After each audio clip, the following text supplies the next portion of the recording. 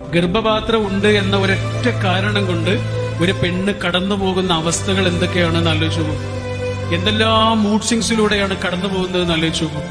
ഒരു 13 വയസ്സ് അല്ലെങ്കിൽ 14 വയസ്സ് മുതൽ ഒരു 50 60 വയസ്സ് വരെ അവളുടെ ജീവിതത്തിൽ ഓരോ മാസവും അവൾ കടന്നു പോകേണ്ട ആ സംഘർഷകാലത്തെ കുറിച്ച് വെറുതെ ആലോചിച്ചു പോകും. അവൾക്ക് വേണ്ടിയിട്ടല്ലല്ലോ, മനുഷ്യവംശത്തിന് വേണ്ടിയിട്ടല്ലോ. ഒരു സമയത്തോട് വന്നിട്ട് നമ്മളോട് പറയാ, എന്താണെന്നറിയില്ല, ഈ മാസം വല്ലാത്ത വേദനയും അടിവയറ്റിൽ വല്ലാത്ത വേദനയും തളർച്ചയും ഒക്കെ ഉണ്ട് എന്ന് നമ്മളോട് വന്ന് പറയണത് എന്തിനാ? വേദനക്കുള്ള മരുന്ന് വാങ്ങിക്കൊടുക്കാനാണോ? അതാണെങ്കിലും മെഡിക്കൽ ഷോപ്പിൽ എന്ന് പറഞ്ഞാൽ പോരെ. ഇതിനെ നമ്മളോട് പറഞ്ഞ ഇന്നലെ പെരുമാറിയതുപോലെ ഇന്ന് എന്നോട് പെരുമാറില്ല കേട്ടോ, ഇന്നലെ പറഞ്ഞതുപോലത്തെ വാക്ക് എന്നോട് ഇനി പറയില്ല കേട്ടോ, അതേപോലത്തെ വാക്കുകൾ ഉപയോഗിച്ച് എന്നെ വേദനിപ്പിക്കരുത്.